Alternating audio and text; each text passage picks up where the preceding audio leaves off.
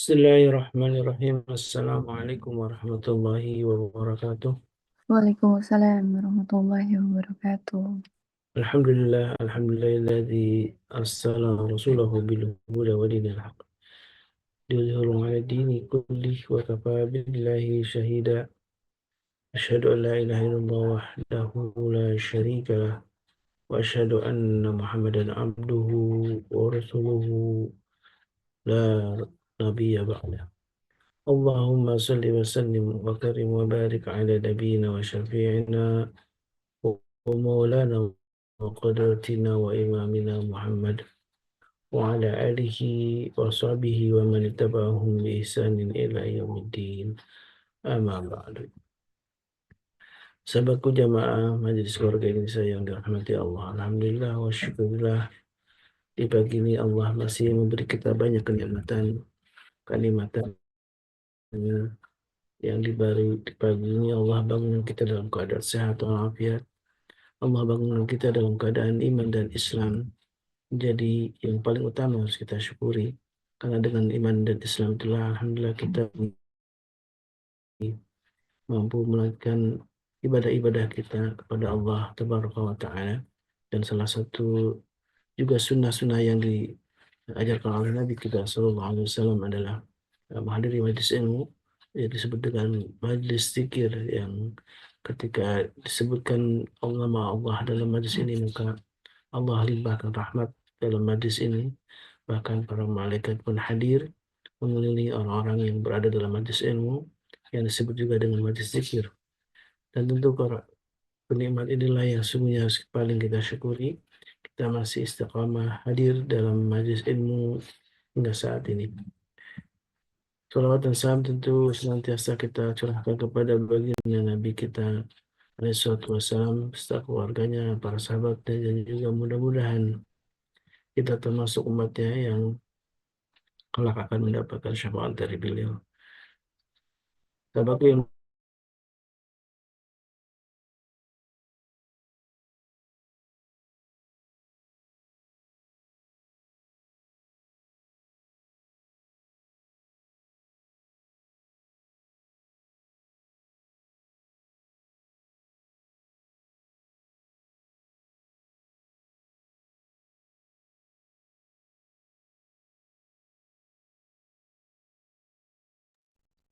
Ada gangguan sinyal ya?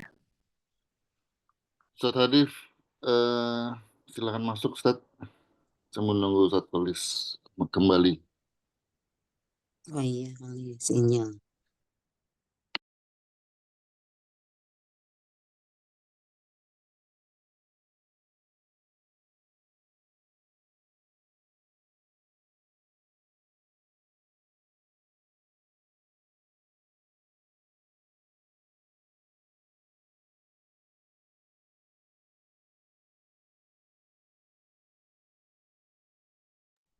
Ahlan wa sahlan Ustadz tulis.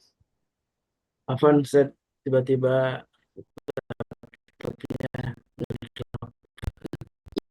Iya, nggak apa-apa. Tafadhol. alhamdulillah, masyaallah, di pagi ini kita hadir untuk menghadiri majelis ilmu yang alhamdulillah kita didampingi oleh guru kita Ustaz Ahmad Hanif Hafizahullah Ta'ala, yang setiap pagi di hari Ahad ketiga ya, kita didampingi oleh kedua, maaf, hari Sabtu Ahad kedua kita didampingi oleh beliau untuk kembali belajar tentang salah satu dari sunnah, salah satu dari syariat kita, yaitu adalah kita mendalami muamalah maliyah.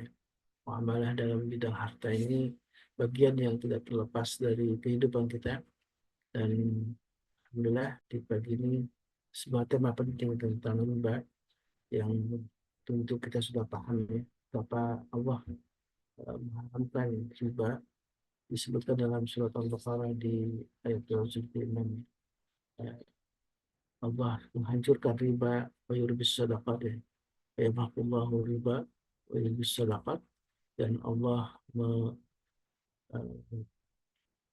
menghancurkan, yamhaqullahu riba, dan Allah menghancurkan, memusnahkan riba, wa yurbis sadaqat, dan juga akan menyuburkan sedekah. Allahu la yuhibbu kulla kafarin asim. dan Allah tidak menyukai tiap orang yang tetap dalam kekafiran dan juga orang yang berbuat dosa.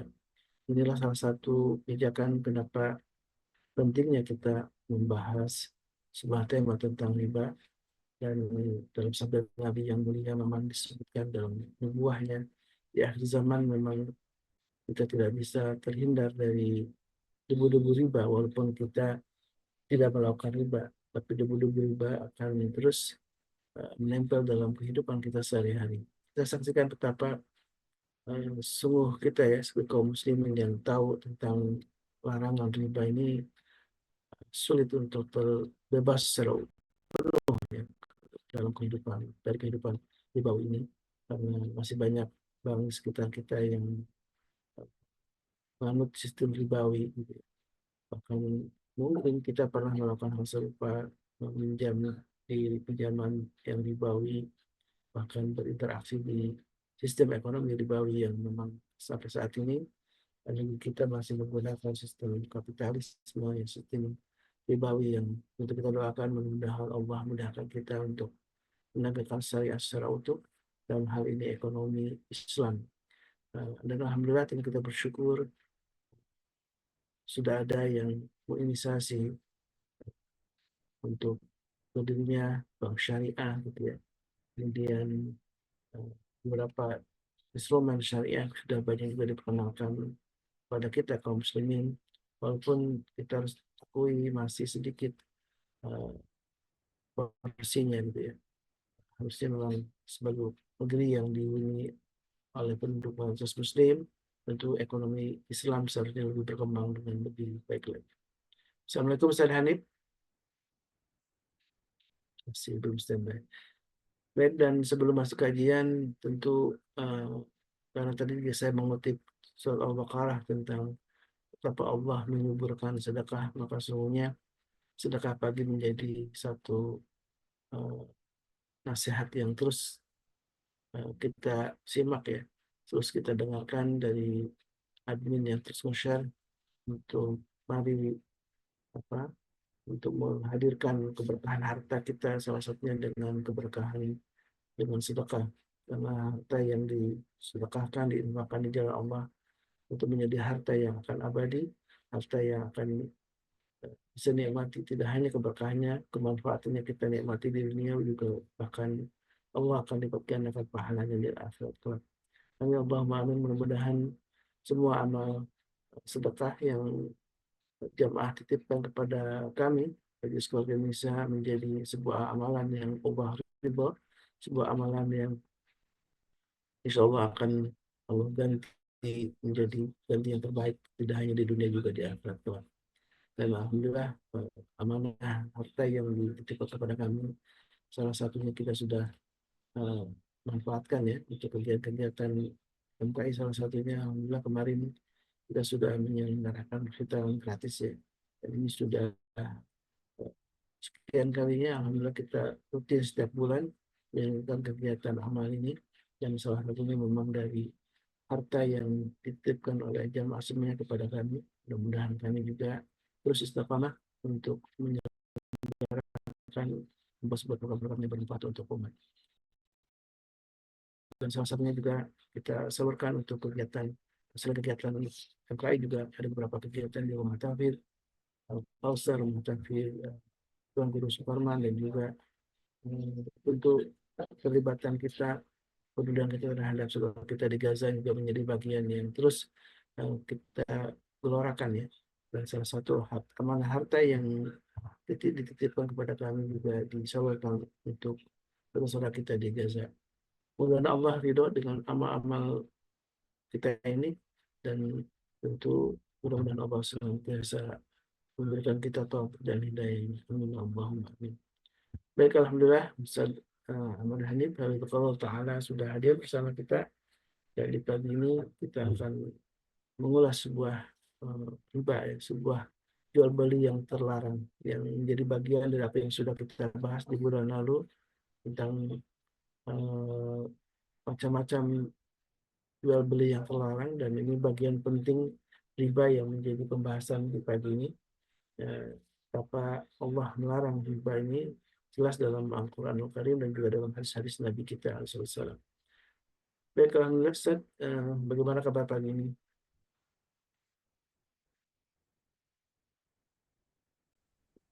Alhamdulillah sehat. Gimana? Alhamdulillah sehat-sehat. Baik, kita berjumpa kembali ya. Alhamdulillah di hari ini kita akan mengulas tentang riba ya Ustaz ya. Ya betul, insya Allah.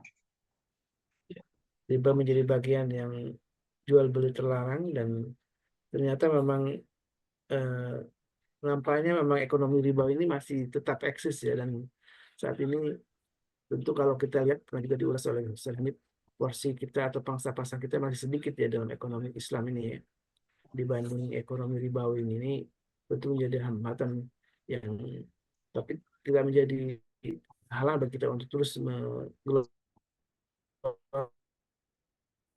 dakwah ekonomi Islam ini. Tafadhol masykur Ustaz.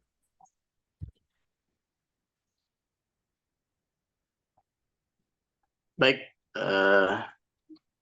terima kasih banyak Ustaz Kholis atas waktu, atas kesempatan yang diberikan.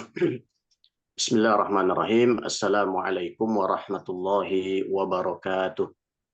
Waalaikumsalam Waalaikumsalam. warahmatullahi wabarakatuh.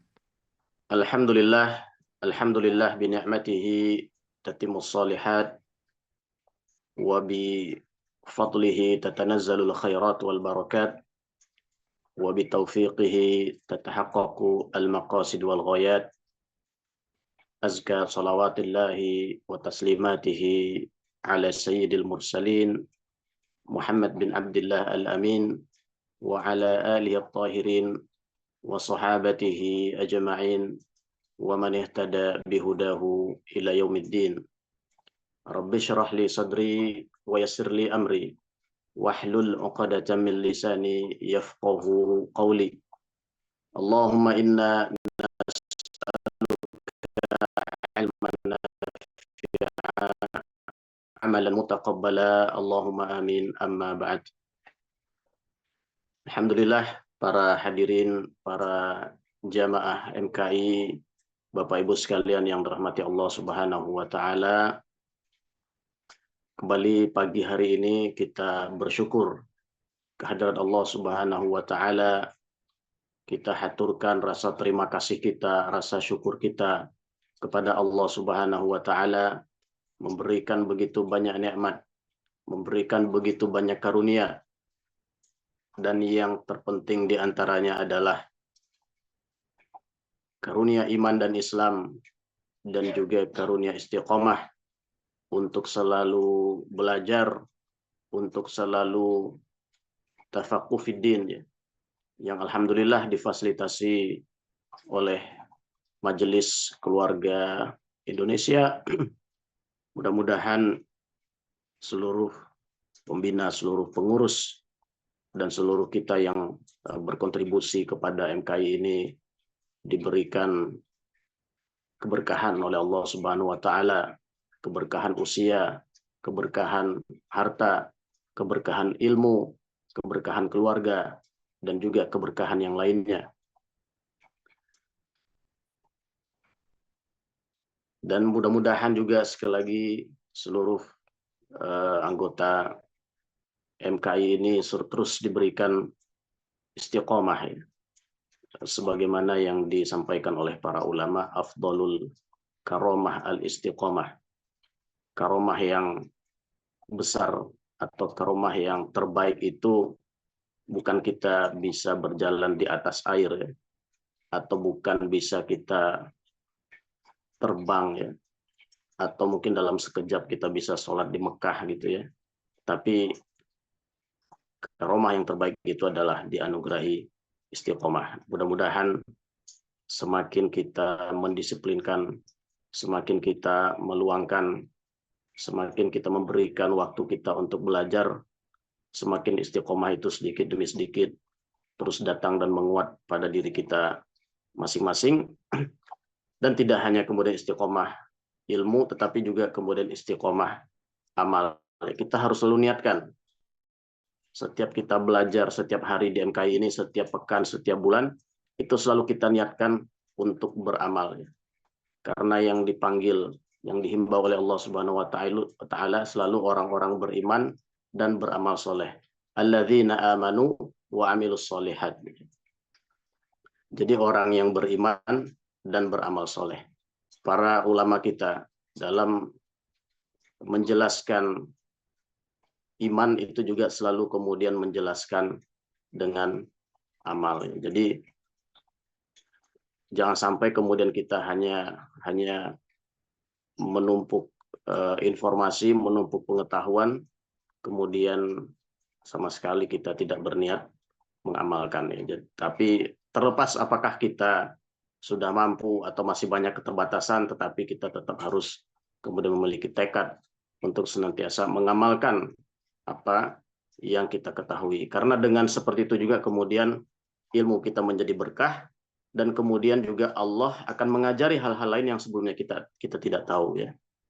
Nah, jadi siapa yang kemudian mengamalkan ilmu yang dia miliki, maka dia akan diajarkan oleh Allah apa yang sebelumnya tidak dia ketahui.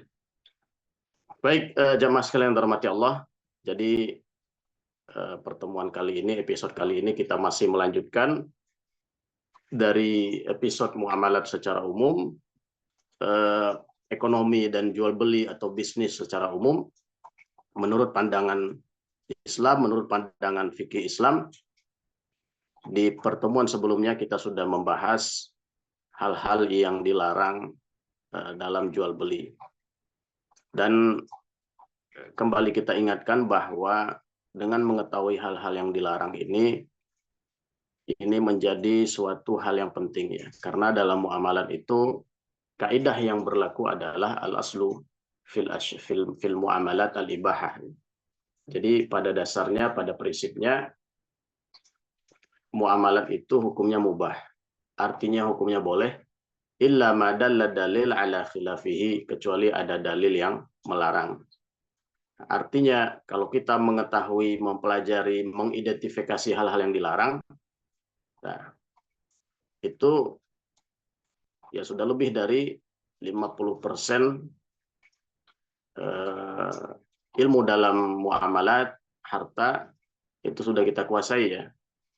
Karena kalau kita tahu yang dilarang, sisanya sebenarnya kan boleh gitu ya. Sisanya adalah kemudian itu boleh. Tinggal kemudian juga kita perlu latihan ya dengan ilmu kita mengidentifikasi hal-hal yang ada dalam transaksi bisnis kontemporer, karena memang yang namanya transaksi keuangan, transaksi bisnis itu secara praktek, secara pelaksanaan itu akan selalu berkembang, akan selalu berubah gitu ya. Nah, tetapi hukum-hukum yang ditetapkan di dalam muamalat ini, apalagi yang itu bersifat tetap, nah itulah yang perlu kita ketahui, sehingga ketika kita mengidentifikasi transaksi keuangan itu mengandung unsur-unsur yang dilarang, nah di situ kemudian kita bisa menentukan sikap kita, yaitu menjauhinya. Tadi juga sebagaimana yang sudah disampaikan oleh Ustaz Khalis ya, kita ini di Indonesia khususnya, bahkan mungkin di dunia, memiliki tantangan yang sangat berat ya terkait dengan aktivitas dan kegiatan kita sebagai seorang muslim. Dalam hal ibadah mungkin kita sampaikan tantangannya relatif ringan ya. Hari ini kita bisa dengan bebas kita sholat dimanapun gitu ya. Kita bisa dengan bebas berpuasa, bahkan kita juga bisa dengan bebas belajar dan mengajarkan Al-Quran. Nah, kita juga bisa bebas, asal ada dananya gitu ya, bisa bebas umroh kapan saja gitu ya. Nah, kalaupun naik haji ya, keterbatasan yang kita, sekali lagi, keterbatasan bukan karena faktor kita sendiri, bukan karena faktor karena faktor-faktor hal yang memang tidak bisa kita kendalikan gitu, tapi pada prinsipnya tidak ada yang kemudian melarang ataupun membatasi kita untuk melaksanakan ibadah haji gitu. Itu hal-hal yang sifatnya ubudiyah, hal-hal yang sifatnya hablum minallah kita bisa kita laksanakan secara baik. Nah, tetapi dalam kehidupan sehari-hari ini, ya contoh hari ini setelah kita sholat subuh, setelah kita sholat fajar, ya kemungkinan mungkin kita akan sarapan gitu ya. Nah, kalau kita sarapan ya bisa kita beli atau kita masak sendiri. Kalau kita masak sendiri bahan-bahannya kemudian pasti kita beli gitu ya. Nah, sangat jarang mungkin kalau bahannya hari ini kita tanam sendiri kan gitu. Nah, artinya ketika kita membeli, ya di situ kita mulai masuk ke dalam muamalat, kita masuk dalam transaksi bisnis. Yang ternyata dalam transaksi bisnis ini pilihan-pilihan kita itu, padahal kita ini Muslim ya, tetapi pilihan-pilihan kita untuk melakukan transaksi secara Muslim, secara Islami sesuai dengan syar'i itu sangat terbatas sekali ya. Ya kemarin alhamdulillah ya kami di Asatidz MKI ya berkesempatan ya menghadiri presentasi dari Komite Nasional Ekonomi Keuangan Syariah ya Indonesia yang kita diundang oleh Babe Haikal ya. Nah, itu tingkat literasi keuangan syariah ya. Literasi ini kan artinya seberapa tahu ya, seberapa mengerti orang Indonesia tentang keuangan syariah. Itu ternyata masih sangat kecil ya, masih sangat kecil. Ya, kalau tidak salah data yang ditampilkan itu 28% ya. Nah, artinya kalau ada 10 orang gitu ya, itu yang paham ini hal yang mendasar ya, mengerti hal yang mendasar tentang keuangan syariah itu hanya 3 dari 10 orang. Padahal kita ini kan mayoritas Muslim ya, kemudian di Indonesia. Nah, kemudian dari yang paham ini, kalau itu kan tidak semua orang yang paham, tidak semua orang yang mengerti, kemudian melakukan gitu ya. Nah, kalau sudah sampai melakukan atau sampai pelaksanaan, sampai tindakan, itu kita bisa lihat datanya di market share ya, market share keuangan syariah. Artinya dari seluruh transaksi yang melibatkan transaksi keuangan yang menggunakan lembaga-lembaga resmi ya, seperti bank ataupun non-bank, nah, itu ternyata yang syariahnya itu masih di angka 11% ya.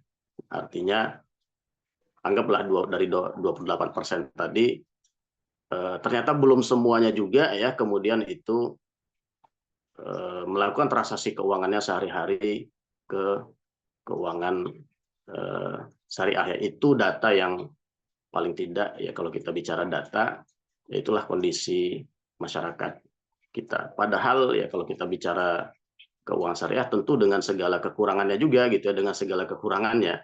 Apalagi kalau kita bicara hal-hal yang sifatnya ideal ya, hal-hal yang sifatnya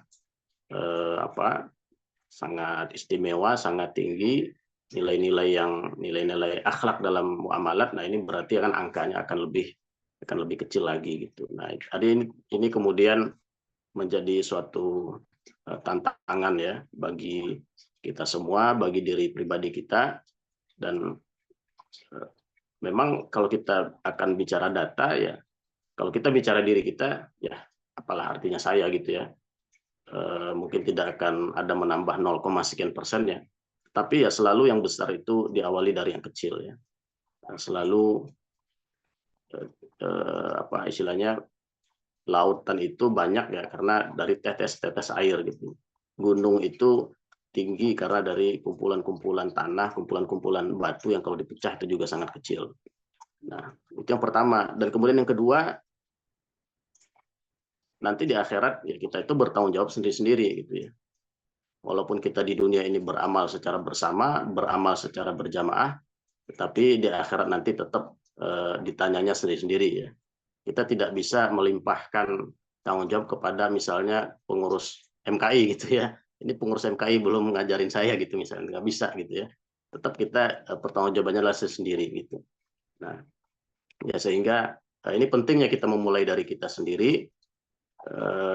Kalau belum bisa 100%, ya berapa persen kira-kira yang kita bisa untuk kemudian melaksanakan transaksi kita secara sesuai dengan syariah. Padahal tadi kalau kita kembalikan kepada prinsip awalnya, itu Islam sudah sangat memberikan kemudahan. Artinya cukup engkau identifikasi mana yang haram, mana yang tidak boleh, sisanya silahkan, kan begitu ya. Nah, sisanya silahkan gitu. Kalau sholat, ya kita tidak bisa bikin versi-versi gerakan atau bacaan yang lain gitu ya. Tetapi kalau muamalat silahkan. Tetapi yang ini jangan disentuh, kan begitu. Nah, artinya begitu banyak kemudahan.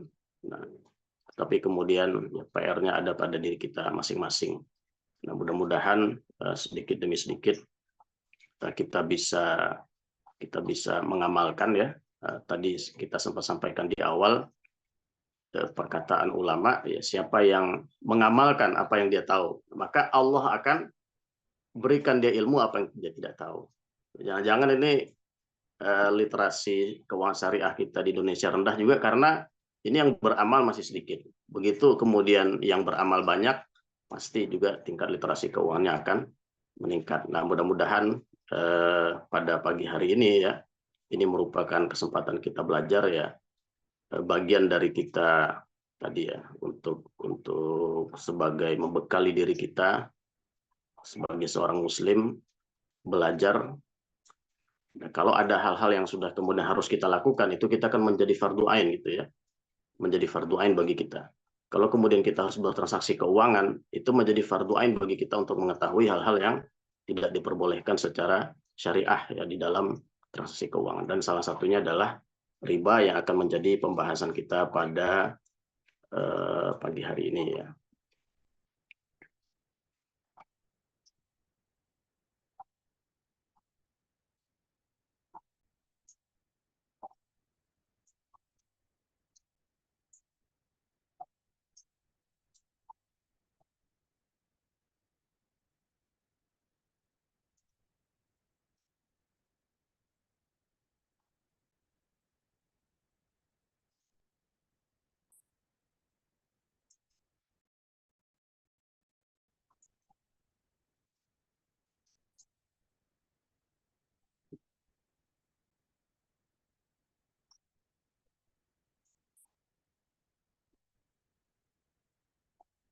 Ya, jadi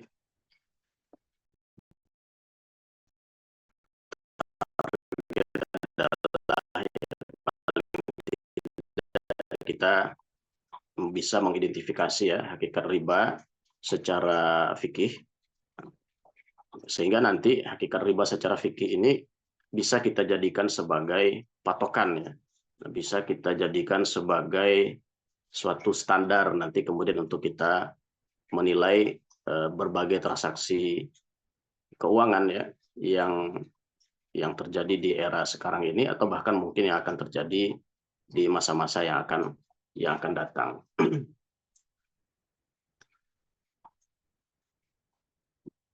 Riba ya, secara bahasa kita lihat di sini roba yarbu ya, dalam bahasa Arab roba yarbu itu ada beberapa makna. Kalau kita buka di dalam kamus bisa berarti bertambah, kemudian bisa berarti tumbuh, kemudian juga bisa berarti berkembang ya.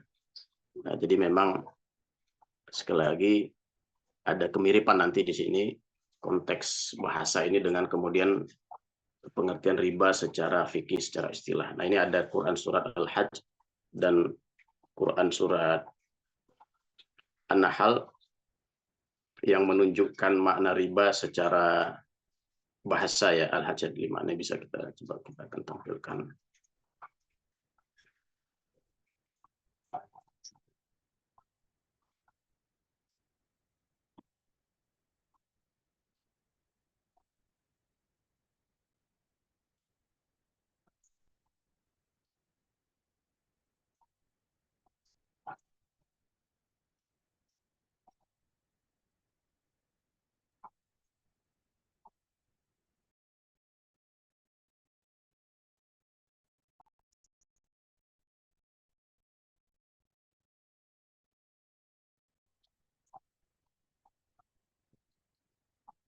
Ya, ini dari surat Al-Hajj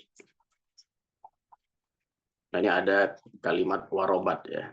Nah, itu yang kita tandain kata robat. Ini robat di sini sama akar katanya dengan riba secara bahasa. Yang dalam ayat ini adalah ya, artinya kita lihat ayatnya wataral arda hamidatan fa idza anzalna 'alaihal ma'a ihtazat warabat wa anbatat min kulli zawjin bahij. Sini kita bisa lihat artinya.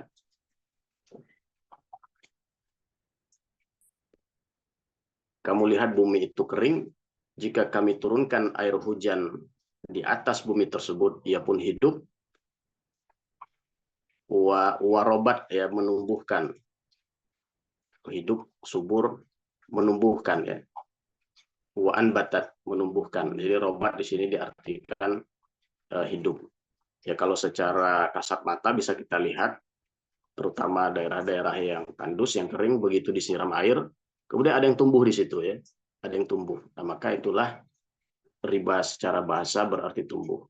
Kemudian bisa kita lihat juga penggunaan kata-kata ini di dalam surat An-Nahl ya, ayat 92 ya. Nah, ini tattakhizuna aymanakum dakhalan bainakum an takuna ummatun hiya arba min ummah. Di sini ada kata-kata arba. Kata-kata arba ini juga akar katanya, asal katanya adalah riba ya, arba. Kemudian bisa kita lihat artinya di bawah sini. Ini, kami menjadikan sumpahmu sebagai alat penipu di antaramu karena ada kecenderungan memihak kepada satu golongan yang lebih banyak kelebihannya. Jadi ini arti arba tadi, lebih banyak kelebihannya, lebih ya. Nah, tadi tumbuh, berkembang ya, lebih.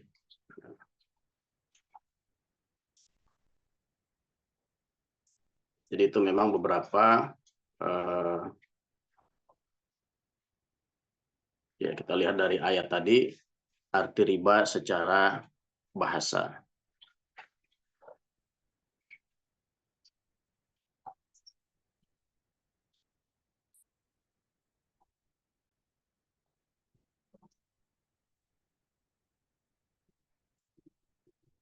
Kemudian berikutnya adalah riba secara istilah atau terminologi riba di dalam fikih.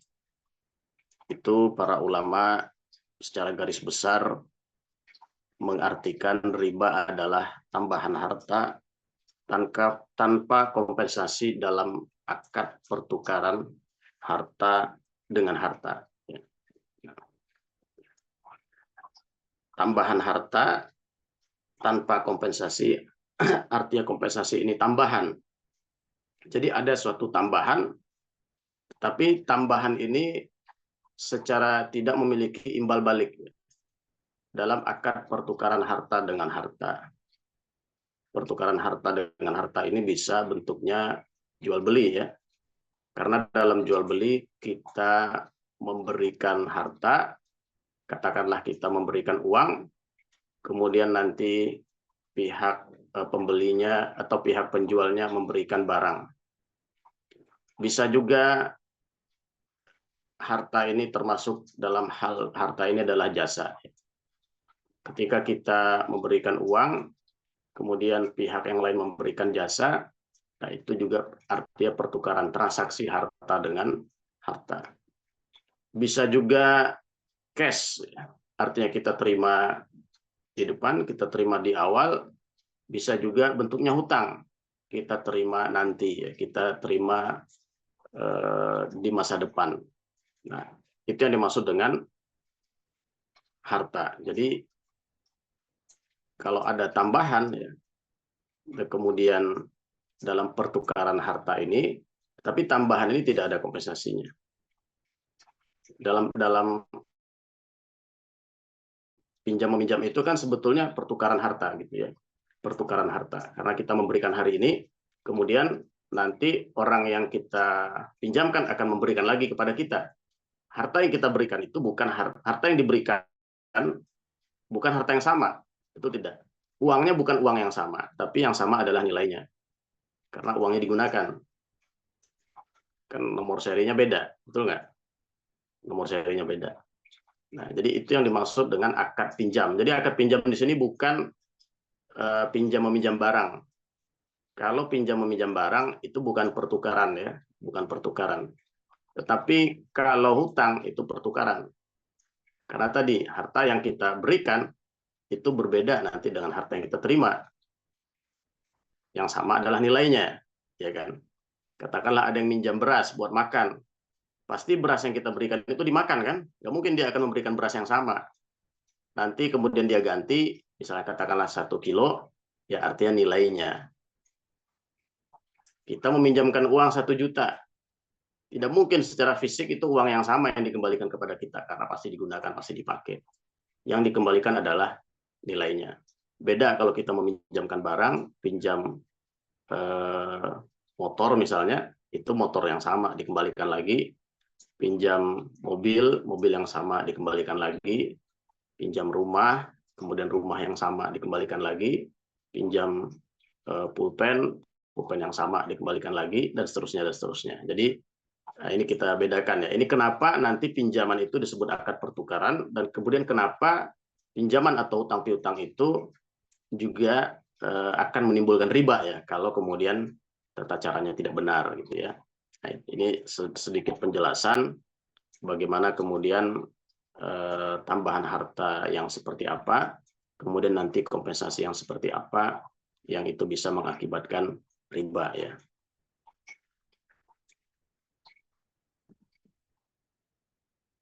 Kemudian berikutnya jenis riba. Ini secara garis besar saja, secara umum riba itu terbagi menjadi 2. Ya, kita sebut saja ini yang pertama adalah riba utang. Yang kedua adalah riba jual beli. Dari namanya sudah ketahuan bahwa riba utang ini riba yang terjadi pada akad utang piutang. Dalam bahasa Arabnya adalah qard. Kalau riba jual beli ini adalah ya riba yang terjadi dalam transaksi jual beli. Tadi ingat kedua-duanya ini adalah transaksi, ya, transaksi pertukaran. Jadi bukan akad kita pinjam meminjam barang untuk kita manfaatkan kemudian kita kembalikan, bukan. Ya, jadi ini adalah itulah bedanya utang. Kalau dalam fikih namanya, kalau kita pinjam meminjam uang itu namanya qard, ya, qard. Sedangkan kalau yang kita pinjam meminjam barang untuk kita manfaatkan kemudian kita kembalikan itu namanya ariyah. Ya. Jadi ariyah jadi riba ini berlaku pada qard bukan pada ariyah. Nah, ini juga penting kita membedakan agar nanti jangan sampai kita menganggap pinjam meminjam barang itu juga kemudian ternyata ada ribanya. Tidak seperti itu gitu ya. Nah,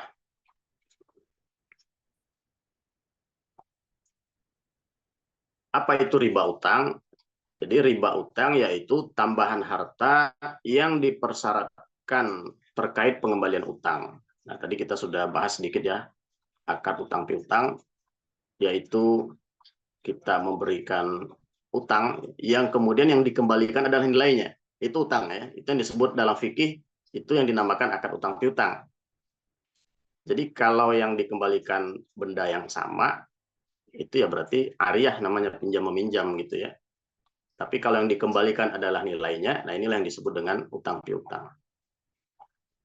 Kapan terjadinya riba? Ketika disyaratkan ada tambahan. Tambahannya apa tadi? Ya berupa harta.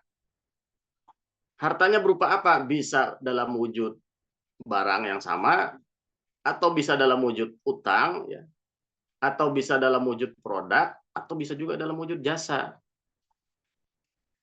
Sederhananya, misalnya saya meminjam uang dari si Budi, katakanlah begitu ya, sebesar 1 juta rupiah. Saya berutang kepada si Budi sebesar 1 juta rupiah. Si Budi mempersyaratkan saya harus mengembalikannya 1.200.000. 200.000 rupiah ini adalah riba.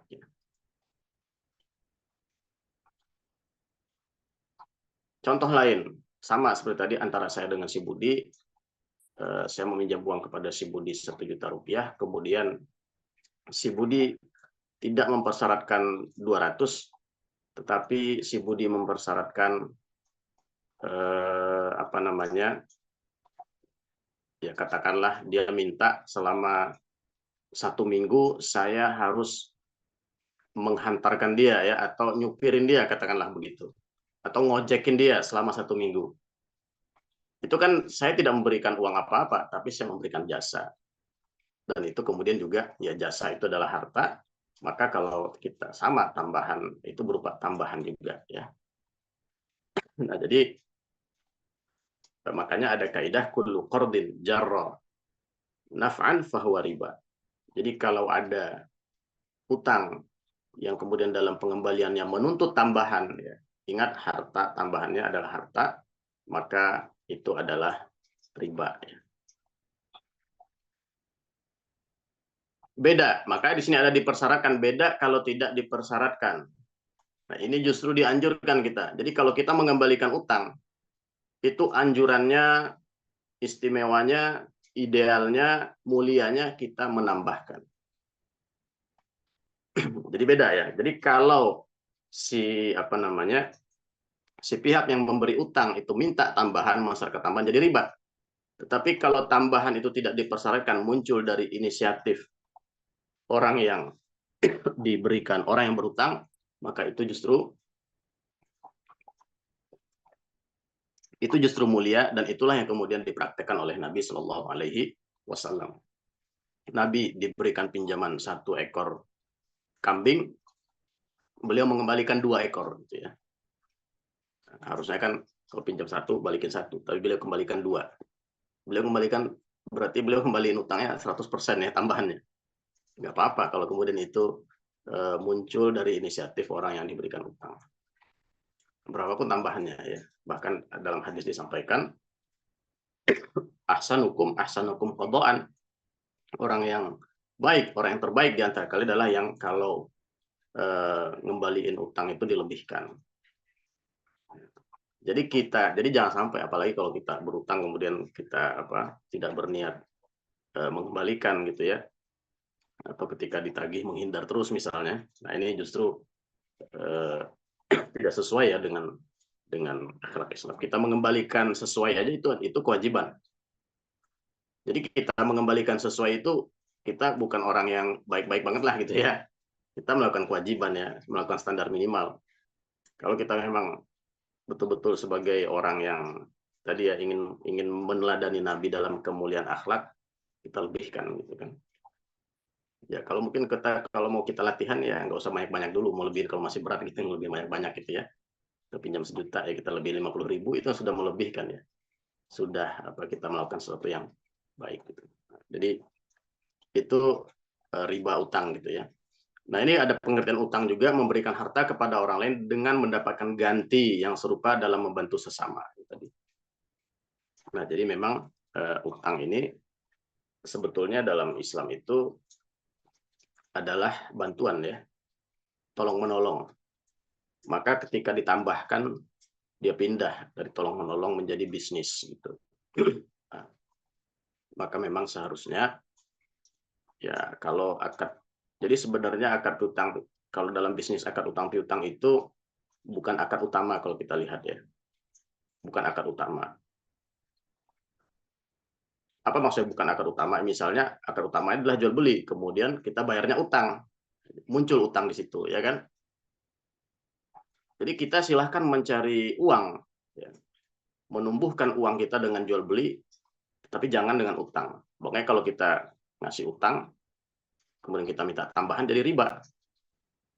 Tapi kalau kita jual beli, harganya kita bedakan antara cash dengan utang, itu malah nggak apa-apa. Nah, jadi ini pentingnya kita memahami gitu ya. Jangan sampai kemudian dipukul rata semua. Kalau kita minjemin uang, kembali kita pinjemin 1 juta, kemudian dibalikin 1.500.000, kita syaratkan, kita jadi riba. Tapi kalau kita jual barang senilai 1 juta ya, kita jual senilai 1.500.000, itu malah nggak apa-apa ya. Itu namanya untung gitu kan, yang 500.000-nya bukan riba. Nah, jadi karena akad dasarnya adalah jual beli ya, akadnya adalah jual beli utang. Jadi bukan bukan akad utang piutang. Beda kalau akad utang piutang. Itu yang pertama tadi ya, riba utang secara singkat seperti itu. Ini mungkin kita sudah sangat paham, banyak yang paham ya. Nah, kemudian, nah ini kaidah yang tadi kita sampaikan, setiap utang yang menghasilkan keuntungan harta, kompensasi, tambahan bagi pemberi utang itu adalah riba. Ya. Nah ini sangat berat sekali ancaman bagi pelaku riba ini. Ya. Jadi riba ini termasuk salah satu dosa besar ya. Dalam salah satu hadis Nabi menyampaikan, jauhilah oleh kalian 7 yang menghancurkan, 7 bencana. Di situ disebutkan ada syirik, disebutkan ada membunuh, dan juga disebutkan di situ ada riba. Nah, jadi ini riba ini satu kelompok ya, dengan walaupun mungkin secara hierarkinya beda, tapi masih kelompoknya sama gitu ya, dengan dosa, dengan apa tadi, dengan syirik, dengan membunuh gitu ya. Nah, jadi ini mesti, jadi jangan kemudian kita anggap remeh. Dan di dalam ayat ini Allah mengatakan, jika kamu tidak melaksanakannya, artinya meninggalkan sisa-sisa riba, fa'zanu biharbin minallah, maka ketahuilah akan terjadi perang. Ini kan terjemahannya agak lembut ya. Sebenarnya terjemahan dalam bahasa Arab itu fa'zanu, umumkan. Artinya silahkan kalian umumkan perang dengan Allah. Artinya berarti kalian mengumumkan perang. Jadi kalau akan terjadi perang ini kan informasi sifatnya. Tapi kalau kalian mengumumkan, itu seakan-akan kita menantang Allah gitu kan. Nah itu kalau kita ngikutin bahasa Arabnya seperti itu sebenarnya gitu ya. Nah, ini terjemahannya sudah agak apa, dibikin agak lembut bahasanya gitu ya. Wa in tubtum falakum ru'usu amwalikum la tazlimuna wa la tuzlamun ya. Jika kamu bertobat, kamu berhak atas pokok hartamu, kamu tidak berbuat zalim dan tidak dizalimi. Nah ini juga salah satu. Jadi riba itu, dengan kita melakukan riba itu sudah berbuat zalim. Jadi kalau kita meninggalkan riba, makanya di sini kita tidak berbuat zalim dan juga tidak dizalimi. Kemudian satu lagi, ya ini tadi riba utang, kemudian riba jual beli. Kita lihat dulu dasarnya dalam fikih. Riba jual beli adalah transaksi ya. Penambahan dalam transaksi harta ribawi yang sejenis atau adanya penangguhan terhadap harta yang seharusnya diserah terimakan segera. Nah, jadi ini ada beberapa hal yang perlu kita jelaskan. Yang pertama adalah harta ribawi. Jadi transaksi riba jual beli ini hanya melibatkan harta-harta ribawi. Harta ribawi itu ada 6 jenis ya. Nanti ada hadis. Yang pertama emas. Yang kedua perak, yang ketiga kurma, yang keempat gandum, yang kelima jelai, sejenis gandum, yang keenam garam. Nah, jadi kalau kita mentransaksikan harta-harta tersebut sejenis, artinya emas dengan emas. Nah, kemudian ada penambahan, misalnya kita jual emas 1 gram, alat pembayarannya juga emas nilai 1,5 gram, nah itu kan ada penambahan, terjadi riba. Atau perak dengan perak, ya, atau kurma kita jual 1 kilo, kemudian kita mendapatkan 1,5 kilo, berarti setengah kilonya riba ya. Atau adanya penangguhan terhadap harta yang seharusnya diserah terimakan segera, atau penangguhan, jadi tidak dibayar cash, tidak dibayar tunai terhadap harta yang seharusnya diserah terimakan segera. Jadi ada harta-harta nanti yang di dalam transaksi itu harus diserah terimakan segera. Nah, jadi dari 6 harta riba tadi, kemudian dikelompokkanlah menjadi 2 kelompok ya. Nah, yang 1 kelompok emas dan perak, yang 2 kelompok makanan, yang 4 tadi kan makanan. Nah, jadi harta-harta yang ada dalam 1 kelompok ini, antar harta tersebut itu boleh beda, antar emas dan perak itu boleh beda, tetapi tidak boleh diserahkan secara tunda. Antara kurma dengan gandum tadi boleh berbeda. 1 kilo kurma misalnya 2 kilo gandum boleh, tapi harus diserahkan segera. Jadi tidak boleh ditunda. Nah ini kan contoh di slide ini bisa kita lihat contoh 200.000 ditukar dengan 300.000. Ini contohnya jadi uang itu ya kita setarakan, kita samakan dengan emas. Jadi ini perlu kita pahami juga dalam fikih itu sebetulnya yang diharapkan adalah tadi ya emas dan peraknya. Kemudian juga di sini contohnya 10 gram emas, kemudian 200 gram perak. Emasnya diserahkan hari ini, peraknya diserahkan besok, nah ini terjadi riba. Kalau ini karena penambahan wujud, kalau yang ini karena penambahan waktu. Nah ini dasar hadisnya. Al-dhahabu bil-dhahabi wal-fiddatu bil-fiddati wal-burru bil-burri wasya'ir bis-sya'iri wat-tamru bit-tamri wal-milhu bil-milhi mithlan bimithlin sawa'an bisawa'in yadan biyadin. Fa idza ikhtalafat hadhil asnaf fabi'u kaifa syi'tum idza kana yadan biyadin. Jika emas dijual dengan emas, perak dengan perak, gandum dengan gandum, jelai dengan jelai, kurma dengan kurma, garam dengan garam, maka jumlah takaran atau timbangan harus sama dan dibayar kontan atau tunai. Jika jenis barang tadi berbeda, tadi emas dengan perak, ya, maka silakan engkau membarterkannya, menukarnya, mentransaksikannya sesukamu, namun harus dilakukan secara kontan, secara tunai. Jadi berbeda, ya emas dengan perak misalnya, atau kurma dengan gandum misalnya, itu silahkan tidak harus sama, tetapi harus tunai. Nah ini untuk memudahkan kita, ini ada kaidahnya dan ini ada kelompoknya. Ini harta ribawi tadi ya. Harta ribawi, kemudian juga bisa kita lihat di sini, ini harta ribawinya. Nah, kemudian ini kelompok emas, kan tadi ada 6 ya. 1 emas, 1, 2 perak, 3 kurma, kemudian gandum, jelai, dan garam. Ada 6. Nah, 6 ini dibagi jadi 2 kelompok. Ini kelompok alat tukar.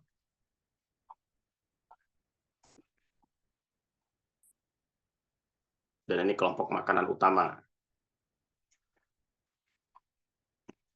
Kurma, gandum, jelai, dan garam. Nah, ini kaidahnya. Ini rumusannya. Riba terjadi apabila terjadi transaksi harta ribawi sejenis dengan kuantitas yang tidak sama atau secara tidak tunai.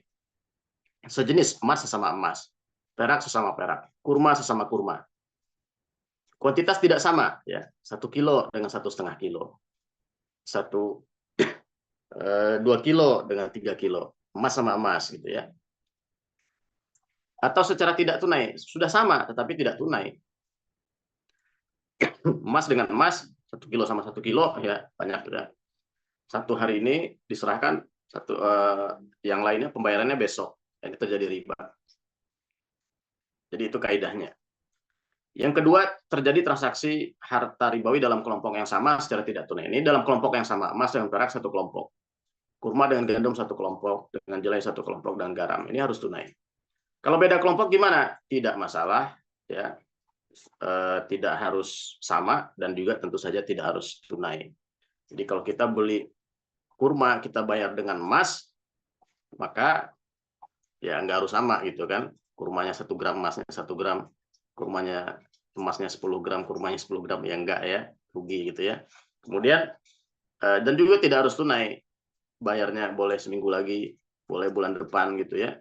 Nah, karena tadi ini beda kelompok. Jadi itu rumusan atau kaidah yang mempermudah kita mengidentifikasi riba. Nah, kemudian dari emas dan perak inilah karena sebagai alat tukar, riba itu menjalar atau terjadi juga pada alat tukar lainnya, ya termasuk hari ini alat tukar kita adalah uang, mau rupiah, mau dolar, mau apapun, itu kemudian terjadi riba. Kalau kurma, gandum, dan jelai ini akan terjadi juga riba pada makanan utama. Di sini kita sebutnya makanan utama, bukan makanan pokok, karena kan garam kan bukan makanan pokok. Tapi kalau kita makan tanpa garam kan nggak ini gitu ya, dibutuhkan. Selalu walaupun dia tidak utama tapi dibutuhkan. Nah, makanya walaupun tidak pokok tapi dibutuhkan. Makanya kita sebutnya bahasa adalah makanan utama. Kalau hari ini makanan utama kita adalah beras, ya berarti juga akan terjadi pada beras yang mungkin makanan utamanya misalnya roti, akan terjadi juga pada roti. Kalau kemudian ditransaksikan dengan cara yang seperti kaidah di sini, maka akan terjadi riba. Ini secara singkat ya, secara garis besar. Tadi sebelumnya riba utang dan kemudian ini riba jual beli gitu ya. Nah, tapi memang untuk hari ini ya, yang memang kalau kita bicara tadi keuangan syariah ya, yang membedakan dengan keuangan konvensional ya, itu ada pada ini kan, pada uang, transaksi yang melibatkan uang riba, yaitu yang melibatkan bunga. Nah, jadi bunga ini adalah step berikutnya dari riba. Sehingga kemudian ada diskusi juga ya, apakah bunga itu sama dengan riba, membungakan uang itu sama dengan riba. Nah, coba silakan nanti jamaah MKI masing-masing jawab gitu kan. Kalau memang terjadi persis seperti yang akad riba tadi, ya berarti riba gitu ya. Nah, sekarang silahkan kita nilai dengan akal sehat kita juga masing-masing, apakah praktek membungakan uang itu riba gitu ya. Nah, ya kalau secara kasat mata ya kita jawab saja, ya itulah praktek ribanya gitu ya. Memang itu riba hari ini gitu kan. Hari ini orang sudah jarang membeli emas dengan emas, atau membeli kurma dengan kurma, atau membeli kurma dengan gandum. Ya, praktek riba yang perlu kita waspadai hari ini adalah yaitu praktek pembungaan uang, yang itu ya sayangnya, sangat disayangkan sekali menjadi tantangan kita sebagai orang muslim. Basis transaksi bisnis hari ini ya di semua tingkatan itu adalah bunga gitu ya. Kalau orang investasi, pengembaliannya mintanya bunga. Kalau orang bisnis ya mintanya pengembaliannya bunga. Keuntungannya mintanya dalam bentuk bunga. Hampir mungkin dalam banyak hal kita akan menemukan hal seperti itu gitu ya. Nah, mudah-mudahan Allah Subhanahu wa taala menjauhkan kita, menjaga kita. Yang tentu itu juga membutuhkan upaya dari kita, harus ada langkah, harus ada step dari kitanya ya, sehingga kemudian tadi ketika Allah melihat kesungguhan kita, kemudian Allah memberikan bantuan dan pertolongannya, memberikan solusi kepada kita semua. Allah alam bisawab, ya itu mungkin secara singkat sekali memang pembahasan riba kita pada pagi hari ini ya, tapi mudah-mudahan ini bisa menjadi suatu bekal awal untuk kemudian kita terus belajar, untuk kemudian kita terus mengenali. Ini kita belum membahas sebetulnya bahaya-bahaya riba ya. Kita belum membahas juga baik secara syariat ataupun secara ekonomi bahaya-bahaya riba. Kita juga belum membahas tadi secara spesifik tentang bunga ya, bagaimana memang itu hampir seluruh lembaga-lembaga fatwa baik internasional ataupun nasional itu kemudian ya hampir semua, walaupun kita tidak sebut sepakat gitu ya, tetapi hampir semuanya itu mayoritas memang mengatakan ya bunga itu adalah praktek pembungaan uang, itu adalah praktek riba. Allahu a'lam bishawab. Ya barangkali nanti ada kita saling diskusi dan sharing. Berikutnya kami serahkan kepada Ustaz Kholis.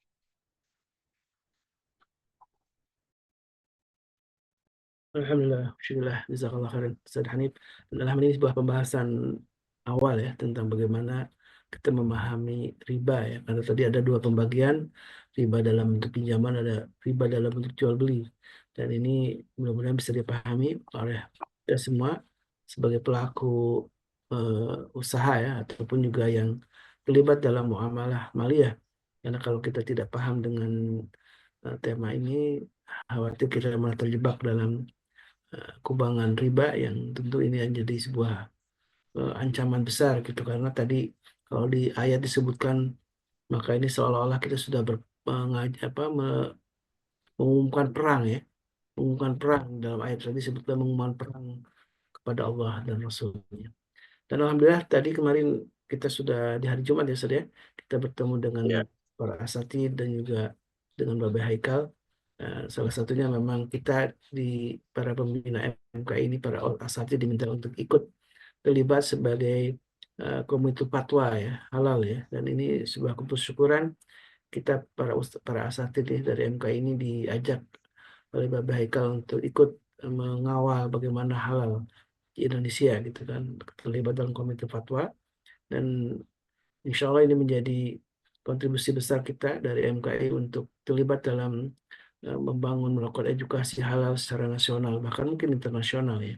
Karena ini bagian dari upaya kita untuk membangun sebuah ekosistem syariah ini, salah satunya dari sisi kehalalan makanan, kehalalan pakaian, kehalalan obat-obatan, dan tentu kehalalan dalam bentuk finansial gitu ya. Karena ini bagian yang tidak bisa dipisahkan, sebuah konsep halal ini dalam semua lini, baik lini makanan, pakaian, kosmetik gitu ya, obat-obatan, bahkan juga finansial. Dan memang secara spesifik kalau yang diampu oleh Ustaz Hanif Hafizahullah Ta'ala tentang ekonomi Islam, ekonomi yang berkaitan dengan harta tadi ya.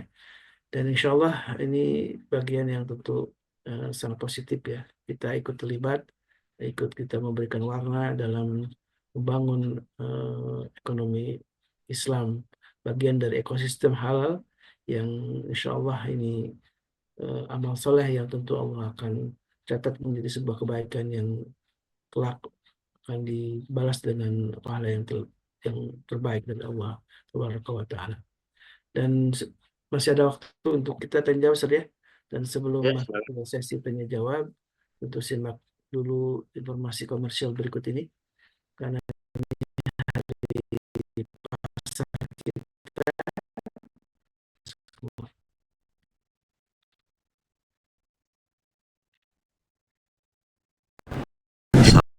atau pink berasal dari batu gunung yang hanya asin tanpa mineral lain selain NaCl.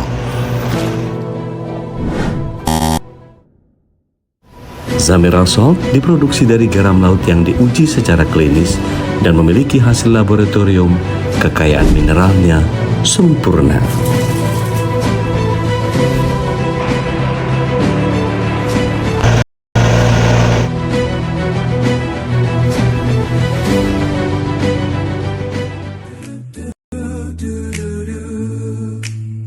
Di pagi hari matahari bersinar, ku hirup aroma manis yang segar. Oh Nuna Premium Palm Sugar, rindu rasa pahit tak tersisa di setiap teh, kopi dan sarapan. So, beli dulu. Oh Nuna manis, alhamdulillah. Assalamualaikum sahabat, Remember Kids kembali hadir dengan desain yang beragam. Tentunya tetap nyaman, simple, dan trendy. Dengan bahan katun combat 30S, sangat nyaman dipakai si kecil, baik untuk berpergian maupun bermain seharian. Yang berminat silahkan chat admin ya, ada harga khusus untuk pembelian minimal 3 pieces.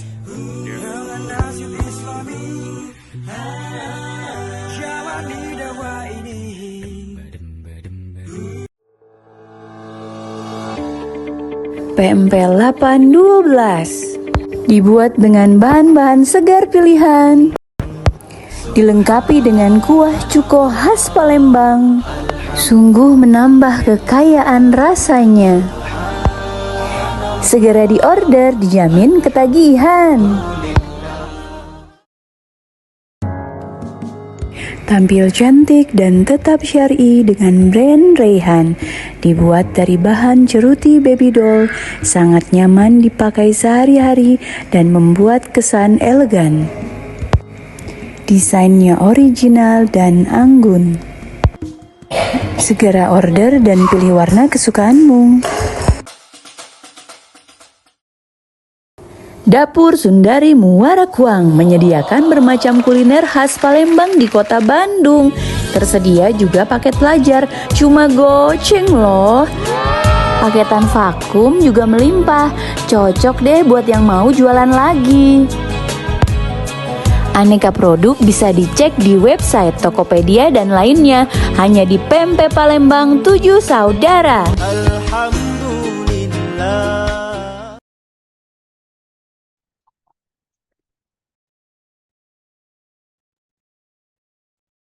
Baik, alhamdulillah, wasyukurillah. Sebetulnya ini sebuah pembahasan tentang riba ya, yang mudah-mudahan membangun sebuah kesadaran tentang pentingnya menjaga harta yang halal, salah satunya dengan kita memahami ilmu ini. Silakan Bunda Nadia. Assalamualaikum Ustaz. Waalaikumsalam warahmatullahi wabarakatuh. Ustadz, kan saat ini dalam memerangi riba, kita kan memeranginya pasti dimulai dari orang terdekat dulu.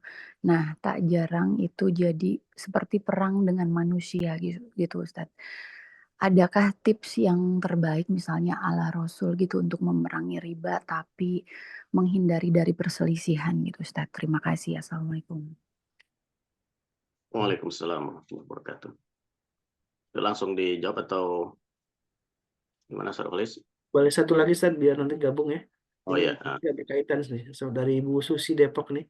Assalamualaikum Ustaz, Afwan izin bertanya, jika seseorang membeli rumah dengan cara meminjam uang ke bank syariah, kemudian dia mencicil ke bank tersebut, apakah ini termasuk riba apa tidak gitu ya? Jadi riba pinjaman ini apakah ke bank syariah termasuk juga riba apa enggak nih? Apa yang membedakan Ustaz dengan bank? ya. Baik. Langsung dijawab ya. Silakan, Ustaz. Ya, mungkin langsung saya jawab dari yang di chat dulu ya, terkait dengan mencicil ke bank syariah.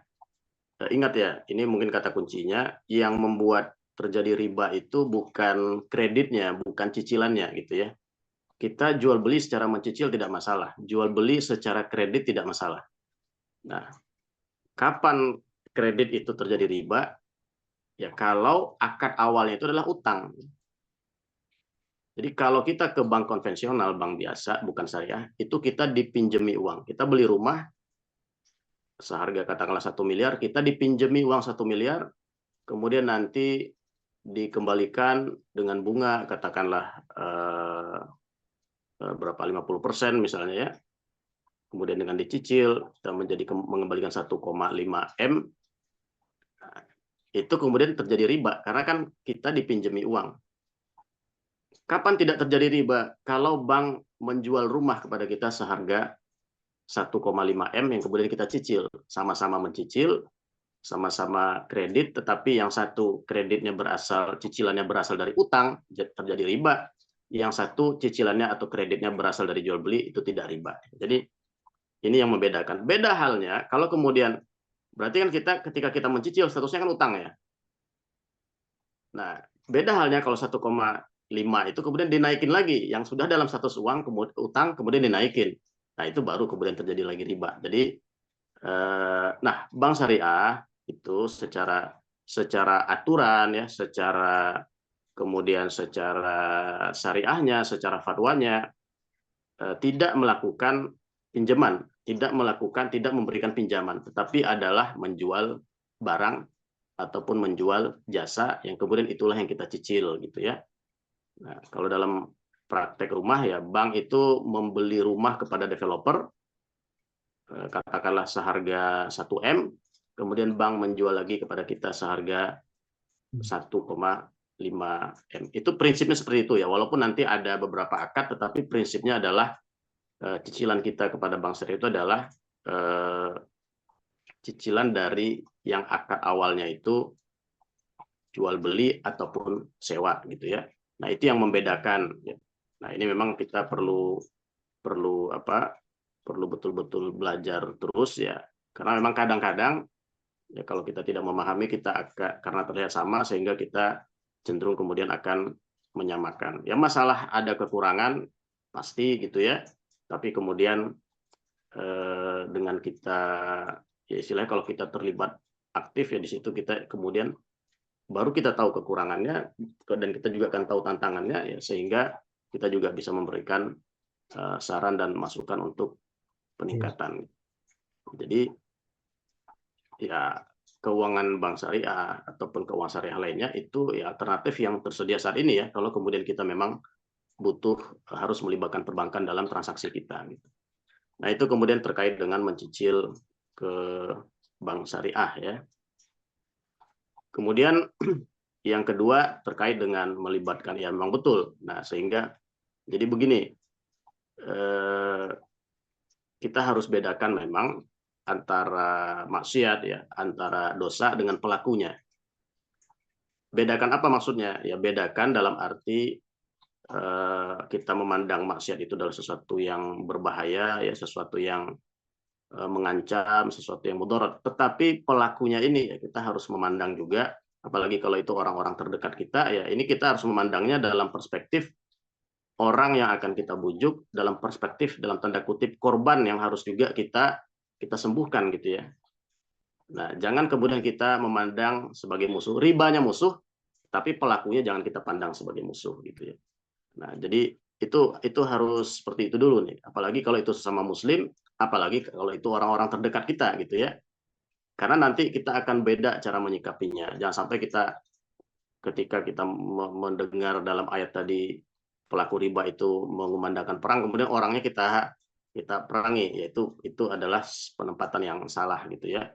Nah, karena kita tadi perspektifnya adalah ini orang yang harus kita selamatkan, ini adalah korban yang juga atau orang yang kemudian harus kita sembuhkan.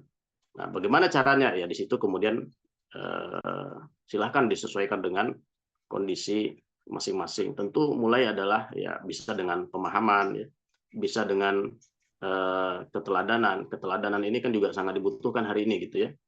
Nah, karena kadang-kadang orang itu ya menganggap susah bisnis kalau sesuai syariah.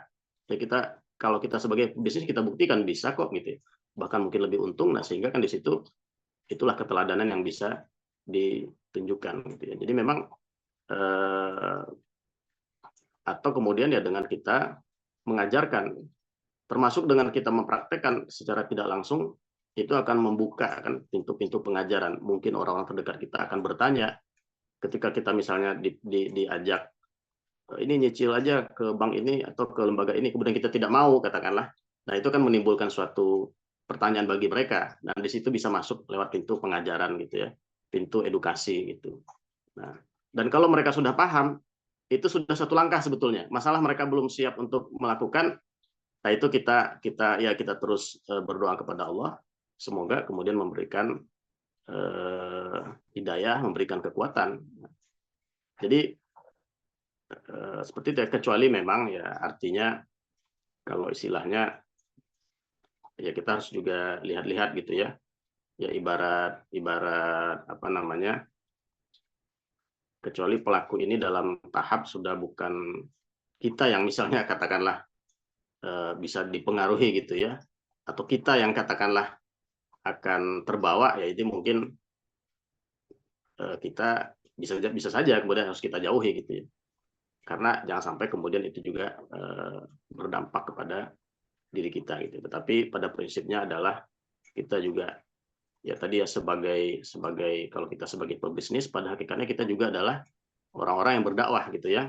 Nah, ya ini kan seperti kita contoh ketika Islam masuk ke Indonesia itu kan kalau di buku sejarah dibilangnya pedagang, padahal bukan pedagang, itu dai gitu ya. Dai yang pedagang ya, atau pedagang yang dai gitu ya. Jadi memang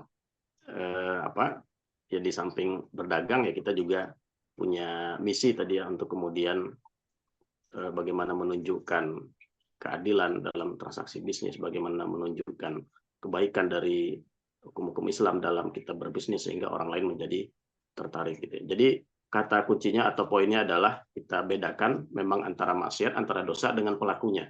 Apalagi kalau itu melibatkan orang-orang terdekat ya sebisa mungkin kita harus persuasif gitu ya, harus secara baik ya kita, apalagi jangan sampai kemudian kita memutus ya tali silaturahim atau kita kemudian membuat permusuhan atau membuat kebencian, jangan sampai seperti itu. Justru itu akan lebih menjauhkan mereka gitu ya. Yang tadinya misi kita adalah ingin menyelamatkan, akhirnya malah tidak tercapai ya. Tentu ya kita tetap juga yang memberikan hidayah itu kan Allah gitu. Kita terus juga memohon hidayah kepada Allah ya agar orang-orang tadi yang belum ya kemudian memiliki kesadaran untuk kemudian meninggalkan hal yang maksiat dan dosa. Wallahu a'lam bishawab. Mungkin itu secara umum seperti itu gitu ya. Dakwah memang butuh hikmah, Ustaz ya. Betul. Nah, dan ini ada ajakan kemarin, alhamdulillah ketika kita berjumpa dengan Bapak Haikal, memang ada ajakan, ayo MKI jadi ikut dari Satria Halal gitu ya. Dan juga bagian dari membangun sebuah ekosistem syariah ini, karena halal tentu bukan hanya dari bagian makanan, pakaian, itu juga bagian dari ekonomi, dan ini memang akan nanti merambat di sebuah sinergi besar di beberapa instansi pemerintahan. Dan ketika ajakan ini digaungkan oleh Babe Haikal, alhamdulillah kita responnya ya, dan ini menjadi juga ajakan untuk semua jamaah ikut terlibat sebagai satria halal ini. Salah satunya insya Allah eh, dia akan diminta untuk membuat sebuah LPH ya, lembaga penjamin halal ya, pendamping halal ya, lembaga pendamping halal, lembaga hamba pemeriksa halal. Dan ini ketika MKI atau mungkin yayasan-yayasan lain ya yang terlibat untuk eh, menjadi satria halal ini, bagian dari upaya kita untuk tadi seperti yang Bunda Nadia inginkan, bagaimana cara memerangi ya eh, keharaman dalam hal finansial atau riba ini. Tentu semua ekosistem yang harus dibangun ya, sebuah ekosistem yang harus dibangun, ekosistem halal di semua lini, finansial, makanan, pakaian, dan yang lain-lainnya. Dan ini sebuah ajakan tentu akan kita fasilitasi ya. Mungkin MKI tidak, walaupun tidak secara langsung ikut terlibat memiliki lembaga halal, pemeriksa halal ini, tapi kita mengendorse beberapa para asatid ya yang memiliki yayasan untuk mendirikan lembaga pemeriksa halal, dan orang-orang yang mengerjakannya adalah kita semua nih, para jamaah yang benar-benar. MKI hanya membuat sebuah pelatihan barangkali ya, menjadi sebuah IO untuk pelatihan halalnya, pelatihan yang akan nanti difasilitasi oleh BPJPH juga, sedangkan pesertanya bisa jadi dari jamaah MKI atau mungkin jemaah yang lainnya yang kita ajak untuk tergabung ikut mendukung sebagai satria halal ini. Itu bagian dari membangun sebuah ekosistem syariah yang saya, karena semua lini tetap harus kita upayakan, tidak hanya di ekonomi, tidak di finansial, tapi juga di sisi-sisi lainnya yang itu tidak boleh kita lupakan. Dan alhamdulillah kalau kita lihat memang banyak orang yang terjerat pinjol ini, ya memang kita harus terlibat untuk memberikan edukasi ya kepada mereka yang terjerat kepada pinjol ini. Dan alhamdulillah kita semua sudah menyadari betapa pentingnya membangun sebuah ekonomi, sebuah harta yang halal ini, harta yang sesuai dengan syariat ini, tidak terlibat. Saya yakin kalau di jamaah MK tidak ada ya yang ikut terlibat di pinjol, karena kalau berdata saat hampir sebagian besar ini para guru, katanya 42% ini guru yang terlibat pinjol. Kemudian di level kedua itu adalah korban PHK, dan yang ketiga ini adalah posisinya diduduki oleh para ibu rumah tangga. Ibu rumah tangga ternyata walaupun di rumah ternyata aktif sebagai konsumen pinjol. Nah, bahaya sekali ya. Baik, silakan, ada yang ingin lagi bertanya sebelum ditutup? Oke. Barangkali ada pengumuman dari Kabin Ustaz Selo terkait dengan bagaimana kita menjadi satria-satria halal ini. Baik, Assalamualaikum warahmatullahi wabarakatuh. Kepo halak Ustaz Adib, Ustaz Tolis. Waalaikumsalam. Warahmatullahi wabarakatuh. Satria halal menarik nih ya.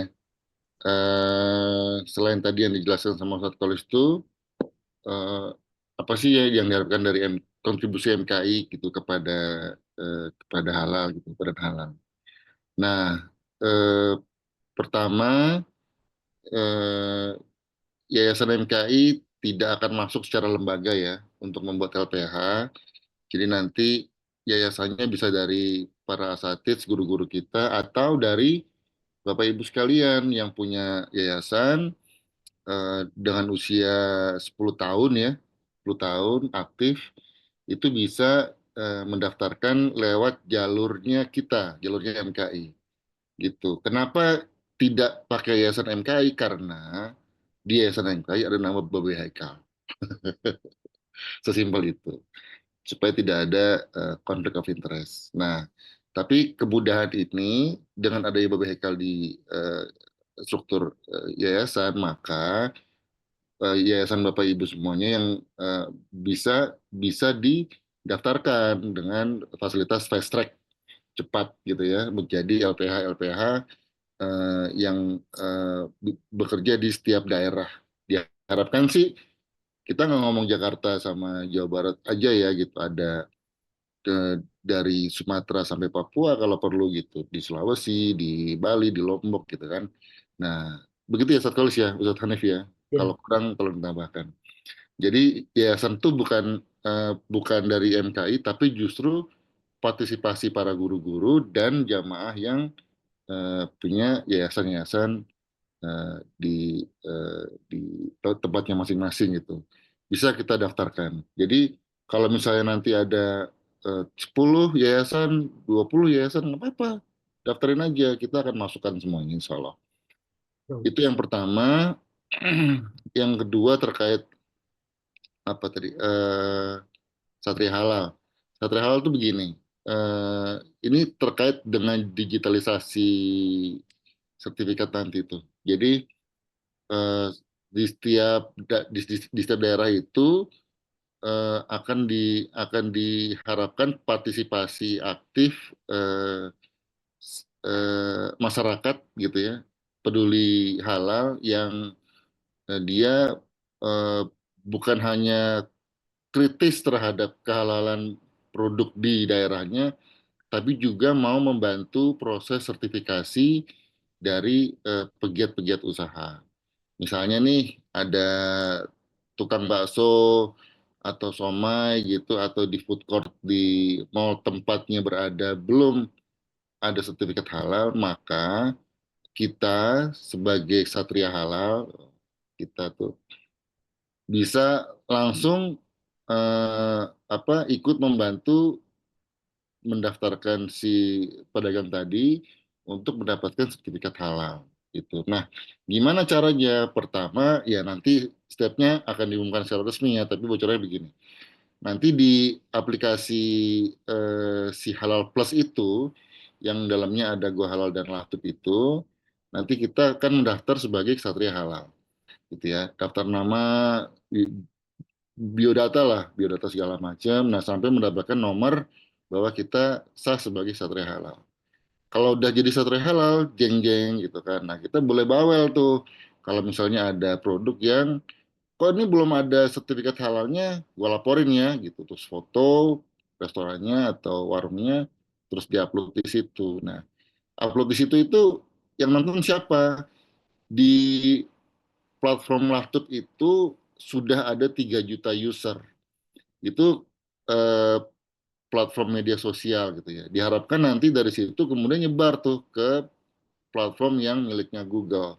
Bisa bisa langsung ngelink ke Facebook, bisa ngelink ke TikTok, bisa ngelink ke Twitter, bisa ngelink ke IG gitu kan. Nah, tapi pintu masuknya dari si Halal Plus itu dan kita sebagai Satria Halal punya akun sendiri di platform si Halal Plus itu. Gitu. Nah, eh, pentingnya kita sebagai jamaah MKI juga mengajak masyarakat lain, elemen masyarakat lain, anak-anak kita. Nanti kalau Babi Haikal kemarin ngomongnya ini ya, mahasiswa dan siswa. Itu ikut aktif menjadi satria-satria halal.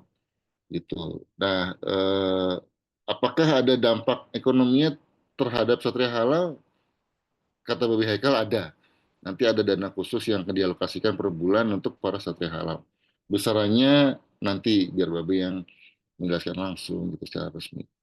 Dua hal itu kira-kira yang bisa saya sampaikan, Ustadz Tolis dan Ustadz Hanif. Kalau ada kekurangan, monggo atau ada pertanyaan, silakan. Fadol. Dan informasi menariknya juga ternyata dampak kenaikan omset itu luar biasa ya setelah ada status halal itu ya. Sesuai ya. Ini seperti yang diceritakan oleh Babe, ada namanya toko roti namanya Deva ya.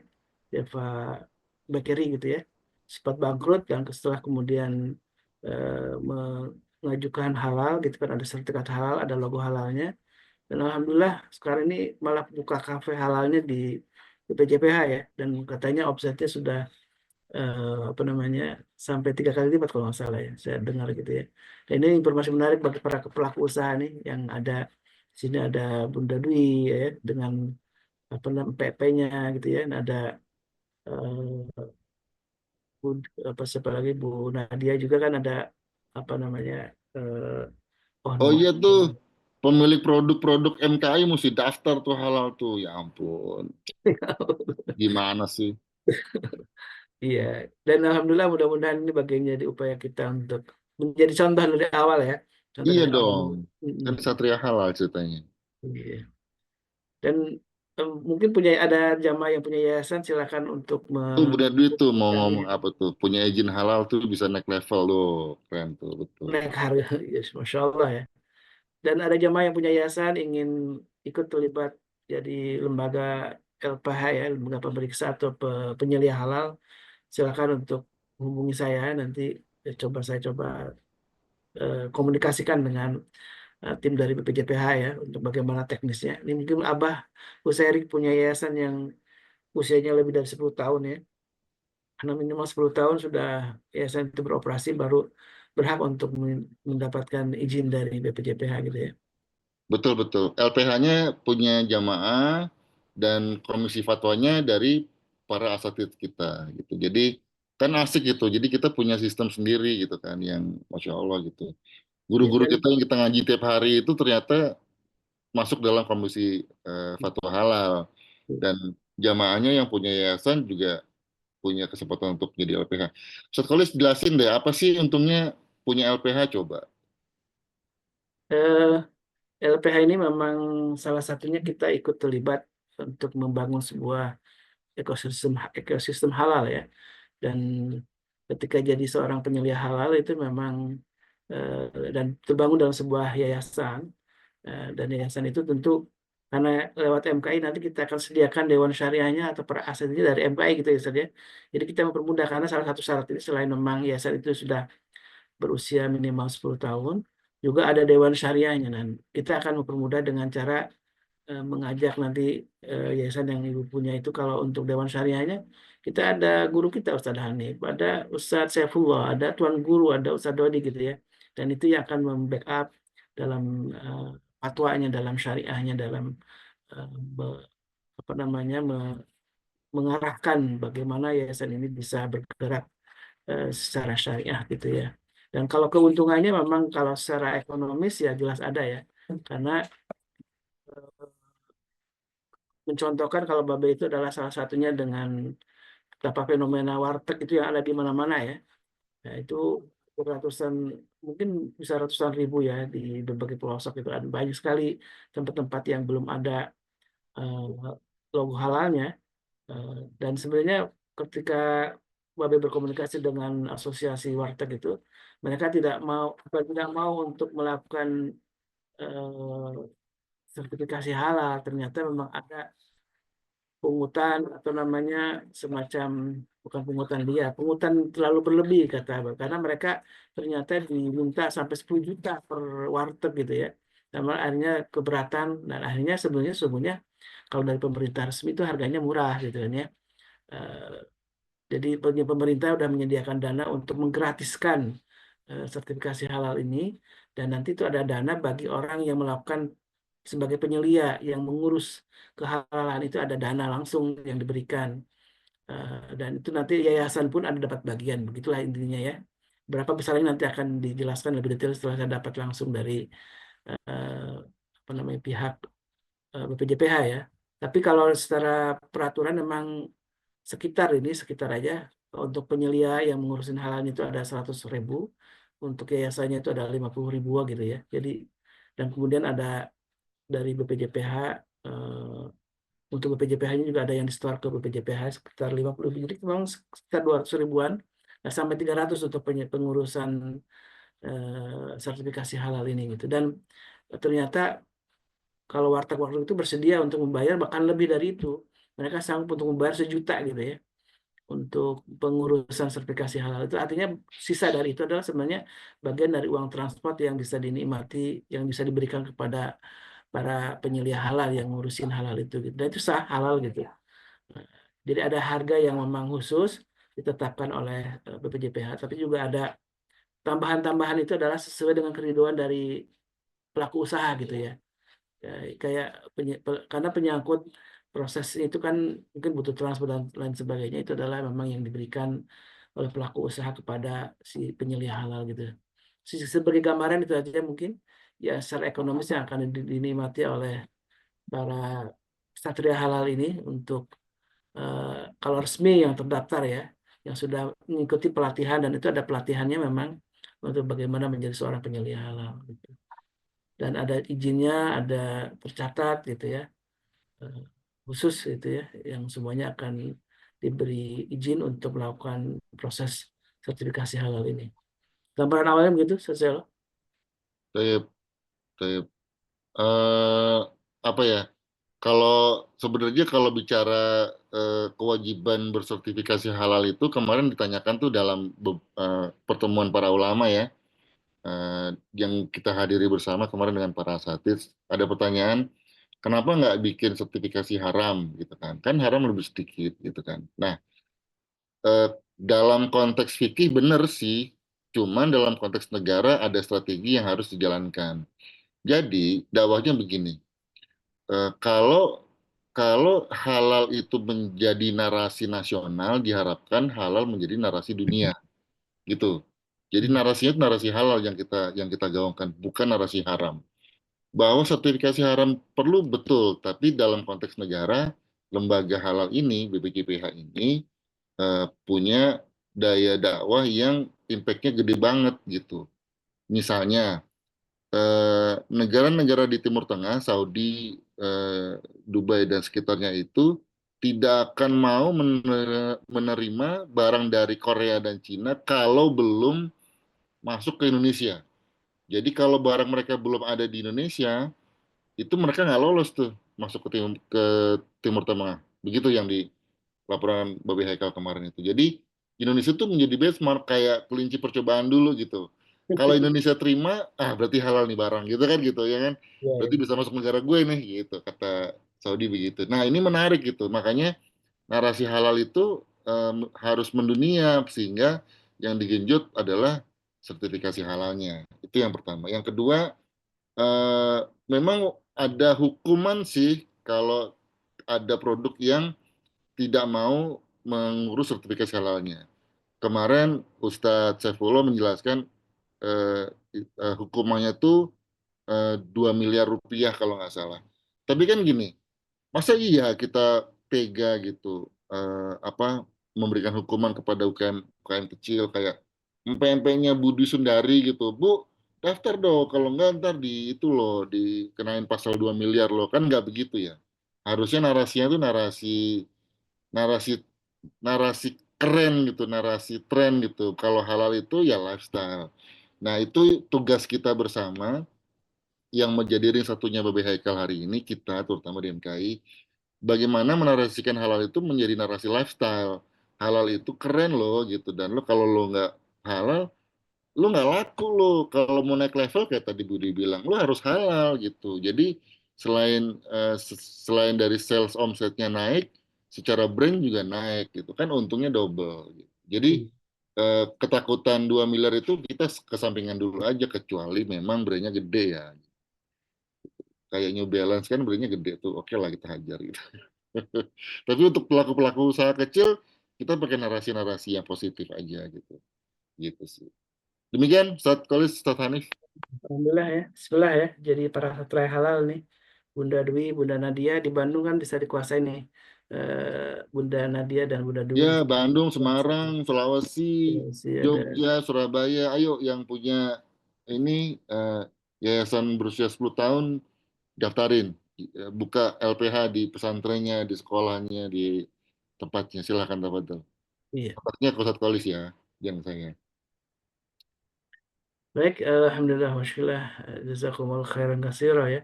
Mudah-mudahan ini bagian dari upaya kita untuk membangun ekosistem halal. Jadi tentu untuk membangun sebuah ekosistem halal ini kita harus paham ilmunya dan Alhamdulillah Ustaz Hanif selalu mendampingi kita setiap memang kurang nih kayaknya nih cuma sebulan sekali Ustaz ya. Harusnya lebih nambah waktunya nih slotnya kita padat ya. Mungkin nanti kita bisa punya sesi yang di luar pagi gitu ya. Ada beberapa pelatihan secara khusus gitu ya untuk membahas secara detail muamalah maliyah ini dan ini jangan hanya ikut kajian sambil tidak apa namanya mungkin ada sertifikasinya juga Ustaz ya, bahwa sudah ikuti pelatihan tentang apa namanya ilmu muamalah maliyah ini, dan tentu ada kurikulumnya dan bisa jadi sampai berkali-kali sesi ya, dan ini mungkin juga ada ujiannya, dan nggak apa-apa ya, kita dilatih untuk juga memahami dasar-dasar apa yang apa namanya disyariatkan oleh Allah dan Rasulnya. Dan ya lembaga pendidikan bisa Budian, lembaga pendidikan bisa jadi lembaga penyelia halal gitu ya, karena juga banyak juga Muhammadiyah punya LPH, terus ada komunitas-komunitas seperti Masyarakat Ekonomi Syariah juga punya LPH gitu ya, Hidayatullah salah satunya juga punya LPH, jadi banyak ya lembaga pendidikan. Justru ini kita lembaga pendidikan diharapkan ikut terlibat karena mereka yang langsung berhubungan dengan siswa, berhubungan dengan orang tua eh, siswa gitu kan. Dan ini bagian dari dakwah kita untuk sama-sama menyadarkan tentang pentingnya halal, sehingga konsumen makin kritis ketika jalan-jalan kemanapun, ke mall, kemana, ke tempat perbelanjaan. Yang dilihat itu bukan lagi menu dan harga, tapi adakah logo halal di situ gitu ya. Dan itu sangat penting gitu ya. Ketika semua kesadaran itu sudah mewabah gitu kan, menasional, maka insya Allah maka akan memicu para pelaku usaha lainnya juga untuk taat dengan aturan. Ini tahun ini kan sudah mewajibkan mandatori sebenarnya seluruh pelaku usaha dalam bidang makanan itu harus punya label halal gitu ya. Dari mulai 18 Oktober tahun 2024 ini sudah berdasarkan undang-undangnya sudah diwajibkan halal, dan tahun depan itu kalau nggak salah pakaian, terus tahun depannya lagi ada apa namanya di bidang obat-obatan ya.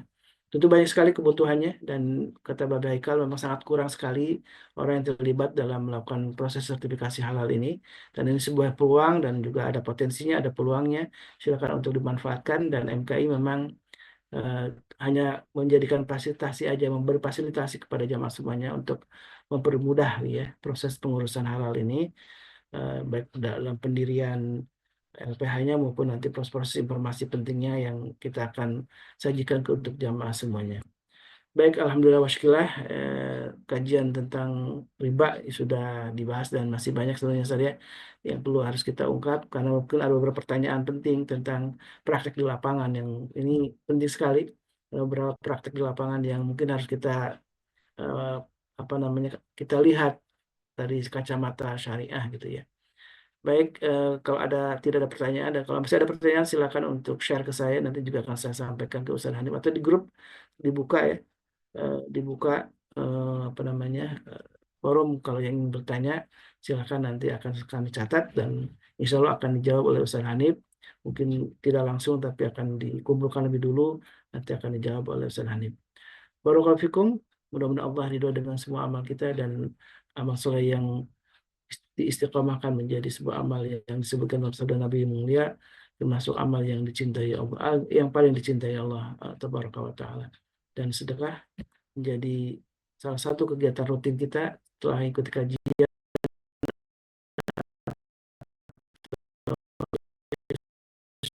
yang dilakukan, yaitu bersedekah untuk kegiatan dakwah dari majelis organisasi. Mudah-mudahan Allah ridho lagi dengan semua amal kita, dan terus kita diberi keistiqomahan dalam kebaikan. Mari kita tutup dengan doa kepada Nabi, subhanakallahumma wa bihamdika asyhadu an la ilaha illa anta astaghfiruka wa atubu ilaik. Alhamdulillah hadana wa iyyakum. Assalamualaikum warahmatullahi wabarakatuh.